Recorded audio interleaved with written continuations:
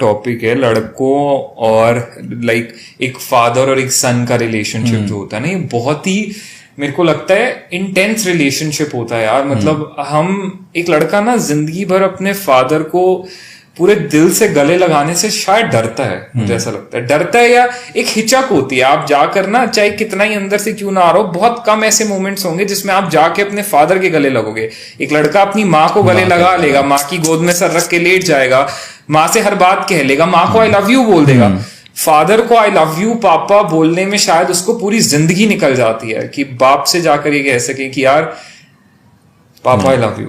क्या होता है ना भाई, हम जो लड़के होते हैं ना, हमें हमेशा से ये समझाया जाता है कि रोना नहीं है, धोना नहीं है, उसी चीज से हम बचना चाहते हैं। बाप जो होता है ना एक लड़के के लिए, वो इमोशनल पिलर होता है जो हर वक्त उसके पीछे खड़ा है। पूरी दुनिया उसके सामने आके खड़ी हो जाए, वो छाती तान लेगा जब वो पलट के देखे उसका बाप उसके पीछे खड़ा है। ये बाप होता है। बाप वो होता है कि घर की दीवारें कितनी ही कच्ची क्यों ना हो, छत इतनी मजबूत है कि हर तूफान को झेल लेगी, वो बाप होता है। जब बाप नहीं होता है ना जिस घर में, वो घर इतना कमजोर होता है कि कोई भी आके कुछ भी सुना के चला जाता है और पूरे घर के लोग सर झुका के खड़े होते हैं, क्योंकि उस घर में वो बाप नहीं है। बाप के साथ हम बैठना चाहते हैं, बात करना चाहते हैं, हम इमोशनल नहीं होना चाहते, हम रोना नहीं चाहते। हम डरते हैं कि अगर हमने रो दिया शायद मेरे फादर रो पड़ेंगे। हम अपने फादर को रोता हुआ नहीं देखना चाहते। जब एक इंसान जाता है ना भाई, मैं ज्यादा कभी ये चीजें देख नहीं पाता हूँ। जब कोई शमशान जाता है या वो जलाया जाता है, चिता को अग्नि, मैं देख नहीं पाता हूँ। बड़ा पता नहीं अजीब सा फील होता है मेरे को, इमोशनल ब्रेकडाउन होता है।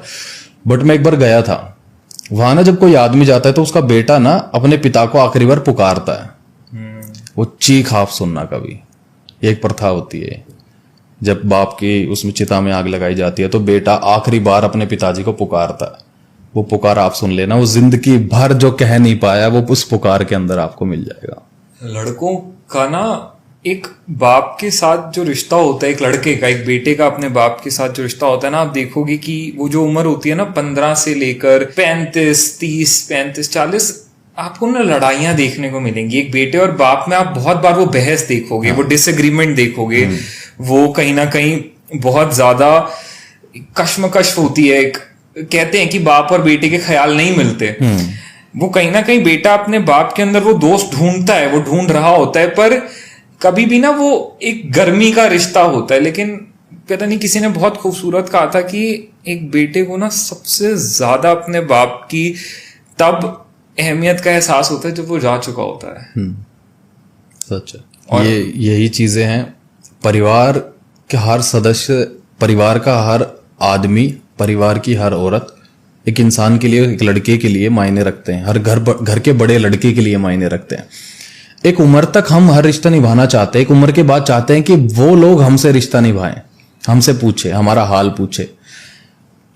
जब पिता की बात हम करते हैं, पिता होता है, लेकिन घर का बड़ा बेटा भी एक वक्त पे पिता हो जाता है। जब घर का बाप जाता है ना, वो घर का बड़ा बेटा जो ये सोच के खड़ा था कि अब तो पिता है, अभी तो बाप है, अभी तो बाप है, जैसे ही वो बाप जाता है वो सडन बाप बन जाता है उस घर का। उस वक्त वो उस चीज को फील कर पाता है। वो जाके जब देखता है ना, वो जूतियां, वो चप्पल, वो जूते उनके रखे, उनको पहनता है, तब पता चलता है कि इसमें छेद कितने हैं। उसके बाद पता चलता है। उसके बाद जब वो जो लड़का, बड़ा लड़का होता है ना, वो बाप बन जाता है, वो अब बाहर जाता है, वो देखता है, अब वो जो सारी जिम्मेदारियां थी वो उसके कंधों पे आती है। घर का बड़ा लड़का ये हो जाता है, जिम्मेदारी आ जाती है। अब वो घर में जाता है तो सब अपने काम में लग जाते हैं क्योंकि ये बाप बन चुका है। ये जिंदगी में कभी खत्म नहीं होने वाला है, कभी नहीं होगा। और कहीं ना कहीं फिर वो जो ट्रांसफर ऑफ जैसी रिस्पॉन्सिबिलिटी होती है, जब वो बड़ा बेटा घर का, जिसे कहते हैं ना, एक बाप की वो फिगर लेता है, तो उसकी जिंदगी में भी बड़े ट्रांसफॉर्मेशंस आते हैं। अब वो सब नहीं कर सकता जो वो एक वक्त तक कर रहा था। अब जैसे वो जिंदगी जी रहा था, जैसे वो आराम से अपनी एक लाइफ कर रहा था, जब उसको दिखता है ना कि यार अब मेरे भरोसे मेरा परिवार है और अब मुझे देखना है, तो उसके लाइफ में मेरे को लगता है सडन तभी से बहुत चेंजेस आने लगते हैं। आप उसके अंदर, उसके बर्ताव में वो चेंज देख पाओगे कि यार ये तो कैसा हुआ करता था और अब देखो एकदम से कैसा हो गया। घर की जिम्मेदारी अक्सर ख्वाहिशें मार देती हैं। जो घर का बड़ा होता है ना भाई, वो एक वक्त तक अपनी ख्वाहिशें पूरा करना चाहता है। और घर का बड़ा कभी, मुझे ऐसा लगता है, वो ख्वाहिशें लेके पैदा भी नहीं होता। मैं घर का बड़ा हूं, एक वो होता है ना कि वो एक नासमझी वाली उम्र होती है, 17, 18, 20, तब तक ही हमें पता होता है। 20 के बाद हमें लग जाता है पता कि मैं घर का बड़ा हूं, मैं ख्वाहिशें नहीं देख सकता ज्यादा, क्योंकि घर मेरे पीछे भी एक है, उसको कर लेने दो, उसके पास वक्त है। क्योंकि एक वक्त के बाद हमें जाके पाँव की जूतियों में पाँव फंसाना ही फंसाना है। अगर घर का बड़ा बेटा अय्याशी पे उतर आए ना तो घर बर्बाद हो जाएगा। घर संभालने के लिए कोई चाहिए, तो हम तैयार रहते हैं। आज मेरे फादर हैं भगवान की दया से, अच्छे हैं, हेल्दी हैं, पर एक डर हमेशा सताता है कि इनके ना रहने पर क्या होगा। वो जिम्मेदारी का एहसास एक दम से शरीर के अंदर आता है, और वो हिट जो करता है वो हिट, वो रूह कपाता है कि आप सोच नहीं सकते नहीं कि सोच अगर सकते। ये अभी बैठे हैं तो हमें पता है, जब तक कहते हैं कि जब तक बाप सर पे है ना तो यार कोई टेंशन नहीं होती। इंसान कहता है ठीक है मेरा बाप बैठा है वो देख लेगा, कल को कुछ 19-21 आगे पीछे हुआ, फादर साहब बैठे हैं वो कर लेंगे। लेकिन जिस दिन वो ख्याल आता है ना दिमाग में कि अगर वो नहीं तो फिर क्या, रूह कांपती है।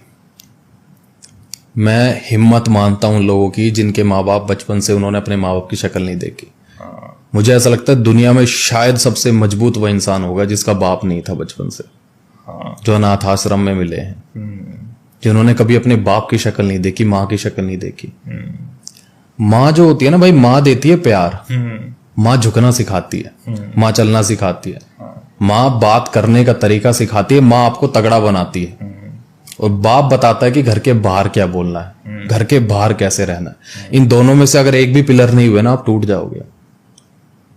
माँ के लिए अक्सर हर कोई बात करता है, माँ भी प्यारी होती है, बहुत काम करती है, हमें पालती है, हमें सिखाती है, पहला गुरु माँ ही होती है। हर कोई बात कर, लेकिन पिता के बारे में कोई बात करना ही नहीं चाहता है, और शायद कर भी नहीं पाएंगे क्योंकि वो फीलिंग कभी आई ही नहीं। आपने शायद ही कभी अपने फादर के साथ खुल के सारी बातें कर ली हो। हमें डर लगता है, आप कभी बताओ आपकी गर्लफ्रेंड कौन है आपको पता लगे, तो ये नहीं हो सकता यार, ये बड़ा है।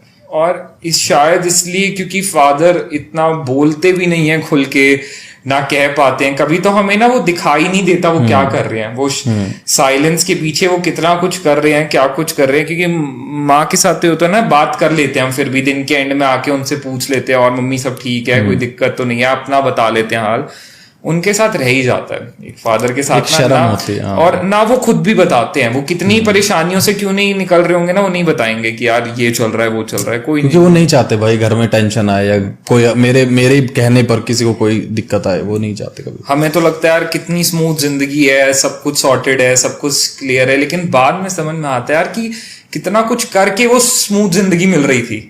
वो जो हम इतना इजीली कह रहे थे बड़ी स्मूथ जिंदगी है, लेकिन वो कितना कुछ कर रहे थे वो, जिसकी वजह से हमें वो लाइफ मिली थी। वो है ना कि भाई आज हम लाखों कमा रहे हैं लेकिन फिर भी किस्तें नहीं भर पा रहे हैं, और वो फटी जेब से किस्तें भर देते थे।